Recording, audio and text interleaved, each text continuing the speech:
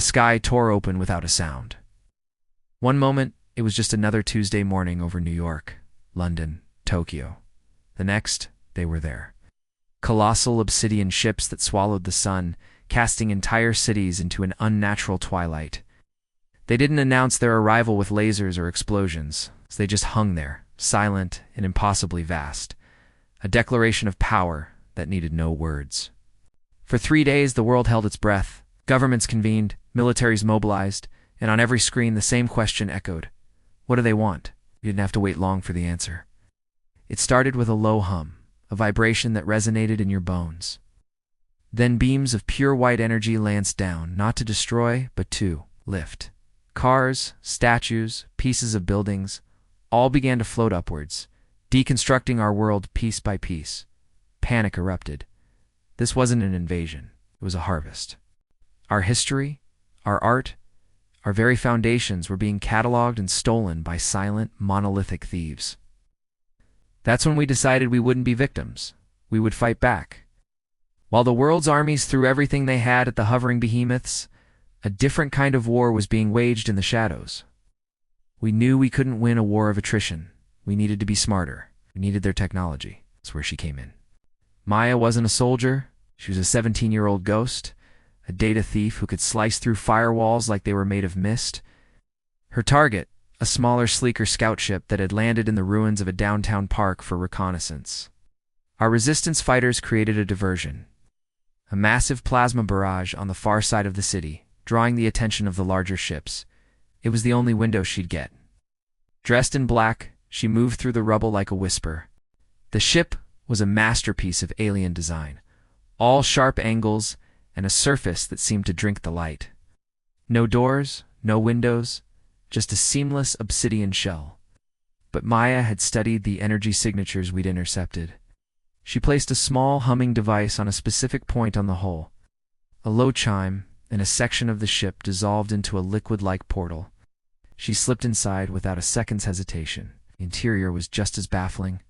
No controls, no screens, just a single, throne-like chair. As she sat, the portal sealed, and the cockpit came to life around her. A 360-degree view of the outside world, overlaid with alien script. A neural interface, just as our theorists had predicted. Tendrils of light reached from the chair, connecting to her temples. Her thoughts became commands. The ship lifted off the ground, silent as a phantom. She had the key. The moment her stolen ship ascended, all hell broke loose. The alien network screamed with her unauthorized presence. Immediately, 2 interceptors detached from the mothership, sleek, predatory craft that moved with an unnatural agility. What followed wasn't a battle. It was a dance of death among the neon-drenched skyscrapers. Maya pushed the ship to its limits, her mind racing to translate intent into action. She weaved through canyons of glass and steel, the city lights a blur of color. The interceptors were relentless, their energy bolts searing the air just inches from her hull. She barrel-rolled over the skeleton of a bridge, diving low over the river, using the city itself as her shield. They were faster, more experienced, but she was unpredictable. She was human. Banking hard, she led one of the pursuers into a narrow alleyway between 2 towers. At the last second, she pulled up, scraping the side of a building, and the interceptor, unable to match her reckless maneuver, smashed into oblivion. 1 down. The second interceptor was smarter. It kept its distance, herding her out into the open sky above the clouds. There was nowhere left to run. It locked on, its weapon ports glowing with lethal intent. But Maya had been learning. The ship's systems were an open book to her now. As the enemy fired, she didn't dodge. Instead, she rerouted all power to a forward emitter, creating a focused, concussive blast of gravitic energy. It wasn't a weapon, more like a physical punch. The blast hit the incoming energy bolt, detonating it prematurely in a blinding flash. Before the enemy pilot could recover, Maya was on top of them. She didn't fire. She flew straight at them, using the ship's strange, phase-shifting properties to her advantage. For a split second, her craft and the enemy's occupied the same space. The result was catastrophic for the interceptor. It shuddered, overloaded, and then tore itself apart. Silence returned to the cockpit. Below her, the war raged on. But now, she had a plan. With the pursuers gone, Maya had one target, the flagship. It was the heart of the fleet, the command center that coordinated the entire planetary harvest. Our ground forces had been pounding its shields for hours with little effect. But Maya wasn't outside. She was inside their network. Using the Neuralink, she broadcast a simple, elegant piece of codavirus disguised as a diagnostic pulse from one of their own ships. It bypassed the external firewalls completely. She watched on her holographic display as the virus spread, a cascade of corrupt data flowing through the flagship's systems.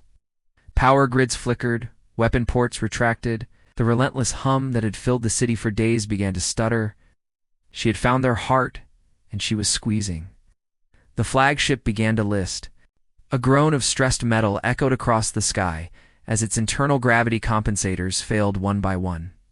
The colossal ship, miles long, tilted, its silent reign of terror ending not with a bang, but with a slow, agonizing fall. Ow. The other ships in the fleet, their command structures severed, hesitated.